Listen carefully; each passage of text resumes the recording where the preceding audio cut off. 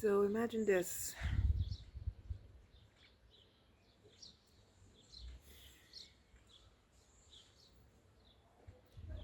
You're 19 years old. It's the prom night. The official part of the ceremony is already over, and you go out to the afters. There's an open bar, and 18 is legally the drinking age in your country, so it's fine for you to drink. In the bathrooms, you meet a girl from your year, and she said she has a plan to keep all the cups she drinks tonight. It's for an art thing, she's an artist. And you say, that's actually a very fun idea, I'm gonna do that as well. You meet her again 3 hours later. She has 3 cups, you have 14. You have drank 14 juice vodkas. At some point during this whole thing, you took some anti-vomit pills, which you have purchased beforehand. Actually, you still had some left over from your previous attempt. You keep milling about the party and some guy walks up to you and brings you a Jaeger Cola. You don't really want to mix, but you also don't want to waste the alcohol, so you go to sit outside and drink the Jaeger Cola. The next thing you remember is you're crying into some girl's hair about how you want to kill yourself. Somebody comes and leads you to a car. When you reach the car, you recognize it as your father's car. Your father is trying to put you into the car and take you home. As soon as you recognize it, you push with all fours against the car, refusing to get inside. You fall to the ground. You start crawling towards the road, yelling, "Let it run me over, let it run me over." Someone else picks you up, 2 people this time. And they don't put you in a car. Somebody called the ambulance. They are taking you away. You try to resist, but they are too strong. They stuff you into the ambulance and they drive you off. You start crying, wailing, louder than the sirens. It doesn't help. You reach the destination, they put you on a gurney. They drive you into the place. There's a bunch of nurses fussing all over you. 7 or 8 people. You notice there's a door. You look at one of the nurses, tell her, "I'm sorry," and you kick her in the head. In the chaos that follows, you scramble off the gurney and make your way for the door. Your legs don't hold you and you fall to the ground. One of the male nurses jumps on you and presses your head against the floor. Your front 2 teeth break and fall out. You start laughing because it's fucking hilarious. It's so absurd. They pack you back up on the gurney and this time they tie you down. You have to pee real bad. Your bladder hurts, you're afraid it's gonna burst. They tell you, "Well, we installed the pad, we installed the diaper pad, so just go." You cross your legs and curl up because first of all, no they didn't, second of all, how dare they mess with your private parts. You finally manage to convince them to let you go to the bathroom, pee and come back, and they strap you back to the gurney. They give you some sedatives, because honestly you're freaking out. You ask them to give you an injection. They ask of what, and you say anything, air. But they leave you alone. The next day your parents show up. You find out you're in a mental hospital. You're still wearing your prom dress. Your parents bring you a change of clothes, a red hoodie and some sweatpants. After they leave, the staff comes to you and asks you to give them the hoodie because the hoodie has a string. And strings aren't allowed. Instead of giving them the hoodie, you just pull the string out and give them the string. You don't use strings anyway. You stay there for 3 days. You don't eat during the whole time because your teeth are broken and you're afraid to infect them. It doesn't matter, it's not the first time you did that. Your record was 30 days. At some point, some of the doctors talked to you and you managed to convince them, "Oh, no, I was just drunk, I wasn't actually trying anything." At some point, your mother comes to talk to you again. She brings you your favorite teddy bear. She says to you, "Listen, if you want to get out that bad, we'll find you an apartment, you can get out." You start crying because that's all you ever wanted. But the condition is you have to graduate first. And you say, "Yes, okay, anything." Graduating is the least of my problems. Of course, she eventually breaks this promise which is normal for her. And you remember why you don't trust her in the first place. After 3 days, they let you go from the hospital. It takes you 6 more years to finally get out. And 10 years later, you are sitting here and making this video. That was my last attempt.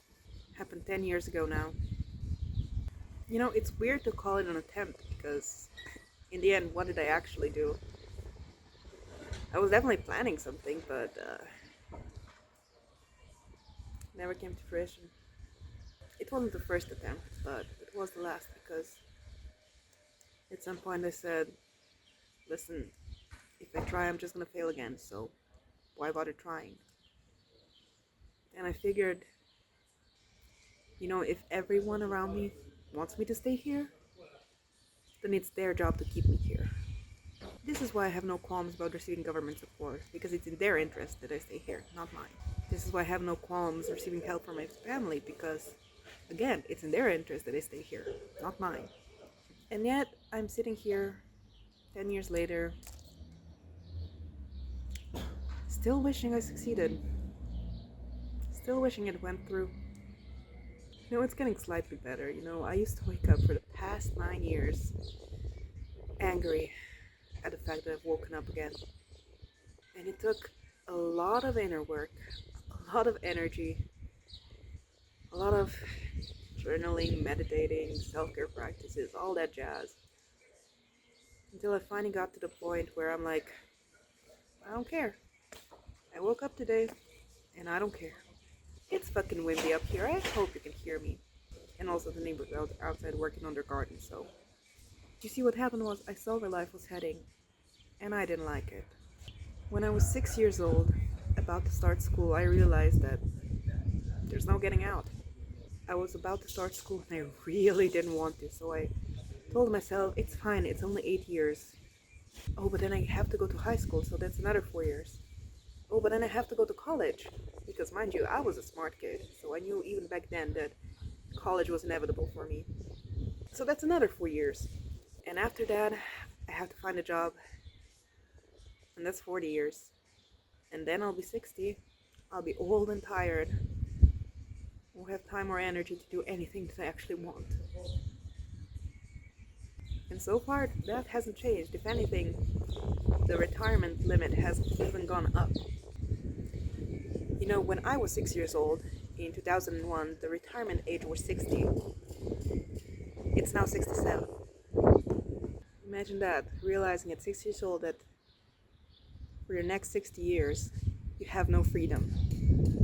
And when I was in my last year of high school, the only thing that mattered was A, graduating, B, going to college.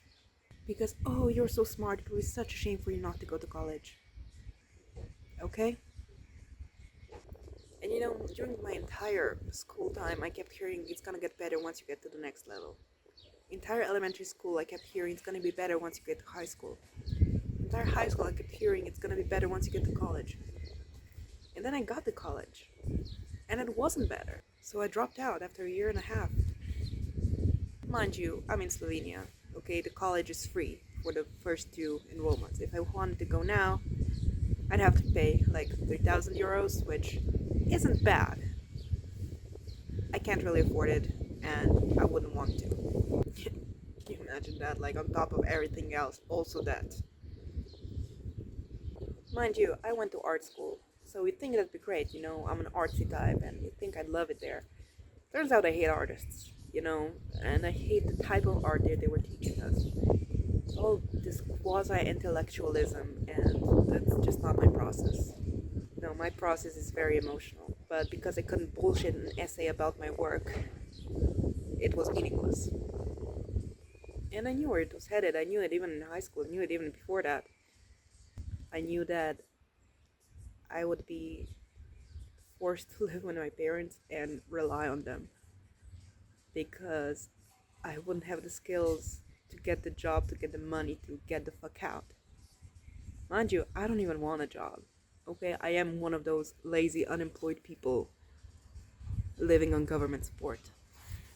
Because I don't want to spend 40 years exhausting myself every day just so they can decide at any point to kick me in the ass and tell me, go away, we don't need you.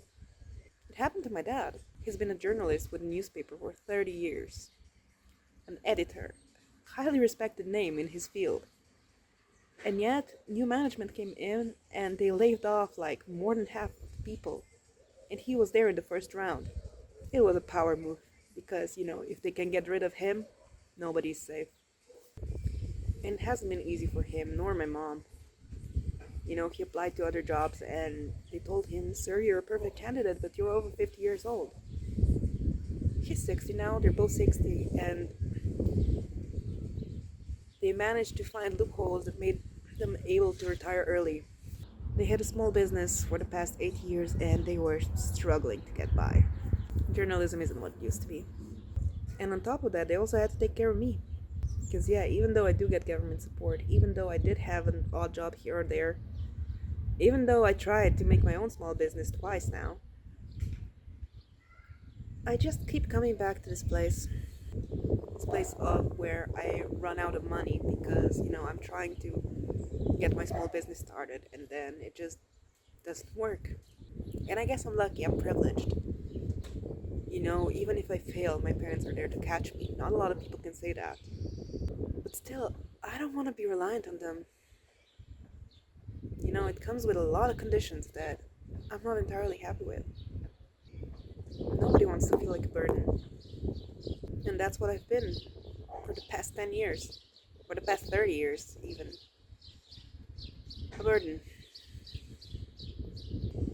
I contribute nothing to society, and yet I'm not allowed to stop being a burden. And I can already see it, just learn some skills. Just learn some skills and find some job. Like, for what? For what? So I can spend my days exhausting myself to make someone else money so that I can barely get by. Nah, fuck that. As mentioned previously, this is not a goodbye video. I'm not planning on doing anything. If I thought I could, I would have a long time ago. It's hard to convince myself that happiness is possible when I see everyone around me being miserable as fuck. I see people being stuck in jobs they hate just because they need money to survive. I see people having kids because they were told that kids are a blessing and it's so great to have them, and I don't doubt them, they're so exhausted all the fucking time because they have no support. You have to pay so much for childcare. You have kids and you work just so you can feed them and clothe them and have someone to take care of them. I don't even want kids. Why am I bringing this up? And I see people who don't have jobs and they're miserable because they don't have money and they have to live in tiny apartments with 2 or 3 other people. I'm super lucky and super privileged. My dad's mother died and left him this house where I now live with 3 of my friends. How sad is it that that's a privilege? Okay, I don't have to pay rent, and it doesn't feel fair actually because my friends do have to pay rent. And it's cheap. For this city, it's cheap. But I still feel like I'm exploiting them, even though I'm not the one who's getting the money. And people tell me you should be grateful, you have a roof over your head, you have food on your table. Yeah, controversial opinion, everybody should have that. Some people are having bombs dropped on their house, and people are living in the streets. First of all, the fact that people are having bombs dropped in their house, it's a crime against humanity. Second of all, people being forced to live on the street is a failure of society. People living in food deserts because it's just too expensive. No, wait, because it's not profitable to deliver food to their location. People being purposefully starved, and when humanitarian aid trucks arrive with a food delivery, it gets bombed on the way. I'm supposed to be grateful for that because at least it's not happening to me. It shouldn't be happening to anyone. So you know what? Take your gratitude, okay? Be grateful other people are having bombs dropped on their house. Be grateful other people are being purposefully starved. I'm not gonna be that. I can acknowledge my privileges and still think it's sad that they're considered privileges when they should be the standard. The other day a friend of mine asked me, what makes me happy? What drives me forward? I didn't have an answer. I still don't. Also, don't you dare bring God into this. Okay? I know God loves me because I love me. But his followers, unfortunately, don't. Okay? Because I'm one of those queers. I'm bisexual, I'm trans, I do drag. It's God's people that want me dead. And for any woo-woo spiritual people out there telling me that I manifested this for myself, I'm also one of the woo-woo spiritual people out there. And yeah, you're right. Doesn't make it any better. You know, I've been planning to make this video for over a year now, and last year I was actually in a better place because, you know, I was meditating, I was clearing my chakras, I was journaling, I was manifesting, I was so over the top Delulu. And then I just ran out of energy. I can't do this anymore, I can't be Delulu anymore. And last year it actually got to a point where I was like, yeah, okay, I guess there might be something to this whole being alive thing. But now it's gotten bad again. And yes, I'm in therapy, I am on antidepressants, and it doesn't help when I look around myself. When I look back on everything, when I look at what's happening with people right now, what's happening with the world right now, what's happening.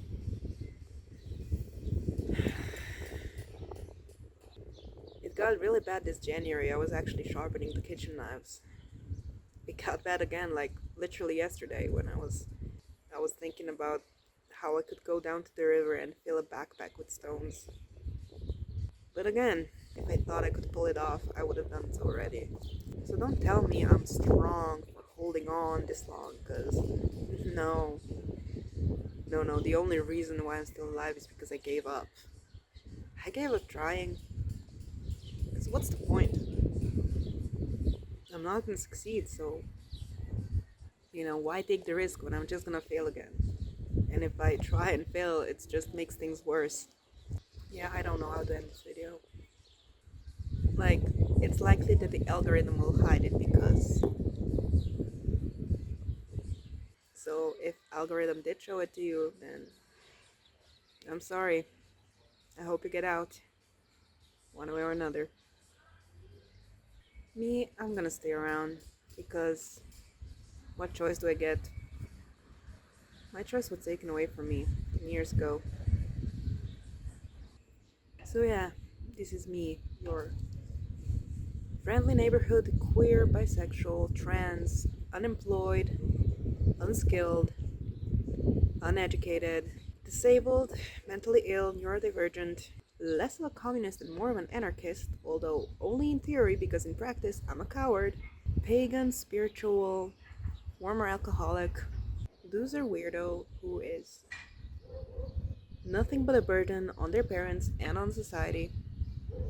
This is me signing out. Hope you have a great day. Love you. Mwah.